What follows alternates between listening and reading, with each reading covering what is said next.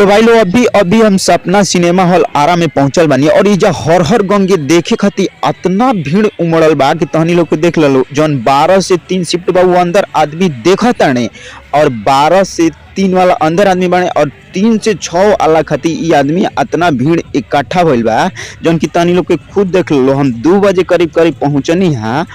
और निकले के इंतजार करतानी 12 से 3 वाला के और 3 से 6 में जौन घुसे वाला बाने तौन आदमी के तहन लोग के देख लो कि कितना पावर स्टार पवन सिंह जी के फिल्म देखे खातिर बाहर आदमी खड़ा बने। तहनी लोग के खुद देख लो भाई कि हर हर गंगे फिल्म देखे खातिर 2 बजे धूप में हॉल के बाहर कितना आदमी खड़ा बने। अब इतना ही ना और जौन देखो कितना भीड़ लगा के अंदर और उमे पूरा फुल बा भाई। अभी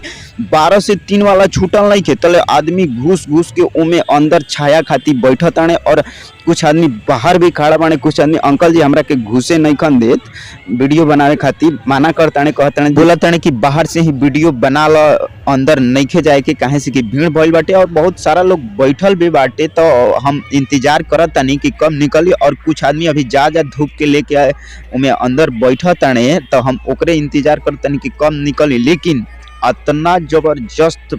चलत के मूवी भाई बिना प्रमोशन के 4 दिन से भाई लगातार हाउसफुल मतलब कि एगो शिफ्ट चलत तो आदमी पूरा फुल बने और दूसर का शिफ्ट खातिर बाहर आदमी इंतजार करत इतना भीड़ होता कि अंकल जी देखो कुछ लड़का लोग के बाहर ही रखे खातिर कोशिश